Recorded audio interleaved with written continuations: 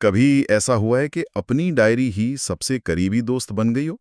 मतलब एक ऐसा साथी जिससे मन की हर बात, हर डर, हर सपना सब कुछ कह सकें। हाँ, होता है कई लोगों के साथ। पर सोचिए, एक 13 साल की लड़की एन फ्रैंक, उसके लिए तो डायरी सिर्फ एक किताब नहीं थी। वो इतिहास का एक बहुत जरूरी हिस्सा बन गई। बिल्कुल। और आज हम इसी कहानी को थोड़ा और गहराई से समझने की कोशिश करेंगे।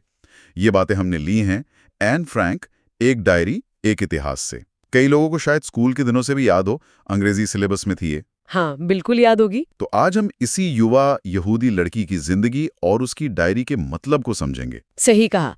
एन ने खुद लिखा है अपनी डायरी में कि दोस्त तो बहुत थे उसके, पर कोई ऐसा नहीं था जिससे वो एकदम दिल की गहरी बातें शेयर कर सके। अच्छा। हाँ, इसी अकेलेपन को या इस खालीपन को भरने के लिए उसने अपनी डायरी को नाम दिया किटी, और उससे अपना सबसे सच्चा दोस्त बना लिया। ये मजेदार है ना कि बाहर से इतनी बातूनी दिखती थी, पर अंदर उसे ऐसी गहरी दोस्ती की जरूरत थी। तो थोड़ा सा पीछे चलते हैं उसके जन्म के समय में। एन का जन्म हुआ 12 जून 1919 को जर्मनी के फ्रैंकफर्ट शहर में। जी। एक आम यहूदी परिवार था, माँ, पिता और एक बड़ी बहन मार्गोट। लेकिन ये जो सामान्य माहौल था, ये ज्यादा दिन चला नहीं। नहीं, बिल्कुल नहीं।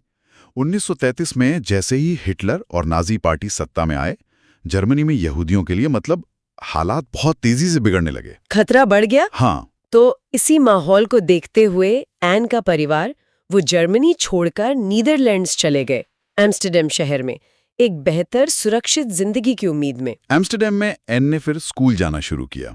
सुनने में आता है कि पढ़ाई में तो ठीक ठाक थी, एवरेज, पर बातें करने में बहुत बातूनी थी। हाँ हाँ हाँ, बहुत ज्यादा। इतनी कि उसके जो गणित के टीचर थे मिस्टर केसिंग, वो उससे अक्सर परेशान रहते थे। अच्छा। हाँ, ये उसकी जिंदा दिली का एक अच्छा उदाहरण भी है वैसे। मिस्टर केसिंग ने उसे सजा के तौर पर एक्स्ट्रा होमवर्क दिया, निबंध लिखने को कहा। क्या टॉपिक थे? पहला था एक चटर-पटर लड़की पर लिखो, फिर दूसरा दिया बात करने की आदत पर कैसे काबू पाएं, और तीसरा? तीसरा तो शायद मजाक में ही दे दिया होगा, क्वैक क्वैक क्वैक बोली चैटरबॉक्स मैडम। लेकिन एन ने इसे सजा की तरह नहीं लिया ना? नहीं, बिल्कुल नहीं। उसने तो इसमें भी अपनी क्रिएटिविटी और ह्यूमर दिखाया। उसने तर्क दिए कि भाई बात करना तो स्टूडेंट का एक गुण है, और वो कोशिश तो करेगी कम करने की, पर ये आदत उसे अपनी माँ से मिली है, तो शायद पूरी तरह काबू न कर पाए। कमाल है। और आखिरी वाला निबंध तो उसने एक कविता के रूप में लिख दिया। वाह। हाँ, और ये बात मिस्टर केसिंग को भी माननी पड़ी। एन ने अपनी समझदारी और हाजिर जवाबी से ना सजा को भी एक मजेदार मौके में बदल दिया।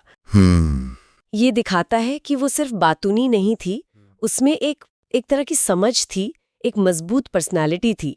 शायद यही बातें उससे बाद में मुश्किल हालात में भी मदद करती रहीं। ये बहुत जरूरी बात कही आपने। मतलब उसकी जो ये बाहरी चंचलता थी, उसके पीछे एक गहरी सोच, एक संवेदनशीलता, वो भी थी। उसकी डायरी किट्टी, उसमें सिर्फ स्कूल या दोस्तों की बातें नहीं है, उसमें उसके डर हैं, उसकी उम्मीदें हैं, बड़े होने की उलझनें हैं, और सबसे बढ़कर नाजियों के जुल्म का डर और युद्ध की जो सच्चाई थी, उसका बहुत ही ईमानदार बयान है। हाँ, उसने लिखा भी है कहीं, कागज में लोगों से ज्यादा सब्र होता है।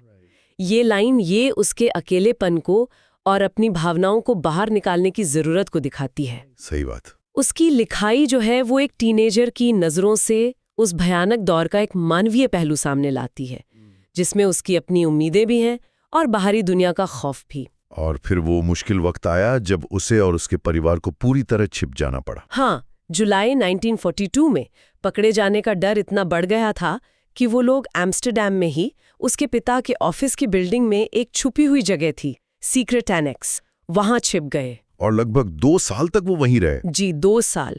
सोचिए, उस घुटन में, डर और एक अनिश्चितता के माहौल में, तब भी एन ने लिखना जारी रखा। किटी उसकी सबसे बड़ी साथी थी। वो उसमें अपने रोज के अनुभव, अपने सपने, अपनी निराशाएं सब लिखती रही। एक तरफ वो छिपकर जी रही थी, दूसरी तरफ उसकी सोच, उसकी भावनाएं डायरी के पन्नों पर एकदम आजाद थीं। लेकिन ये ज्यादा दिन चल नहीं पाया। अगस्त 1944 में किसी ने खबर दे दी। हाँ, किसी की मुखबिरी पर वो गुप्त ठिकाना पकड़ लिया गया। एन और उसके पूरे परिवार को गिरफ्तार कर लिया गया और फिर नाजी कॉन्सेंट्रेशन कैंपों में भेज दिया गया। और वो उस कहानी का सबसे दुखद अंत था। बहुत दुखद।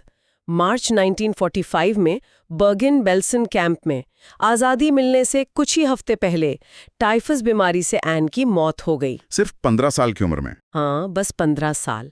और उसकी बहन मार्गॉट की भी मौत कुछ दिन पहले ही हो चुकी थी। पूरे परिवार में सिर्फ उसके पिता ऑटो फ्रैंक ही बच पाए थे। और ऑटो फ्रैंक ने ही बाद में एन की डायरी ढूंढी और उसे छपाया। शायद ये उनका तरीका था एन की आवाज को जिंदा रखने का। और वो आवाज आज तक गूंज रही है। The diary of a young girl दुनिया की सबसे ज्यादा पढ़ी जाने वाली किताबों में से एक बन गई है। हाँ। ये हमें सिखाती है कि नफरत और हिंसा के कितने भी काले बादल क्यों ना हो, एक युवा मन में उम्मीद, प्यार, इंसानियत, ये सब जिंदा रह सकता है। उसकी कहानी सिर्फ बीते हुए कल का सबक नहीं है, आने वाले कल के लिए चेतावनी भी है। एन की वो मासूमियत, उसकी उम्र से ज्यादा समझदारी और मुश्किल हालात में भी जीने की वो इच्छा आज भी हिम्मत देती है। उसकी बातें सच में दिल को छूती हैं। बिल्कुल। और उसकी कहानी ये भी तो दिखाती है ना कि इतिहास सिर्फ तारीखों और बड़ी बड़ी घटनाओं का नाम नहीं है। सही। ये जो व्यक्तिगत अनुभव होते हैं, जैसे एन की डायरी, ये हमें उस दौर के इंसानी पहलू को महसूस करने, उसे समझने में कहीं ज्यादा मदद करते हैं। तो इसी के साथ आज की ये बातचीत यहीं रोकते हैं, पर एक सवाल के साथ छोड़ जाते हैं सोचने के लिए। कैसे एक इंसान की कहानी, खासकर ऐसे मुश्किल वक्त में लिखी गई, इतिहास की बड़ी तस्वीर को समझने में इतनी ताकतवर हो सकती है? शायद जैसा एन के शब्दों से ही लगता है कि जब हम बोल नहीं पाते तब शायद हमारी कलम बोलती है। लिखने की इस ताकत पर जरूर सोचिए।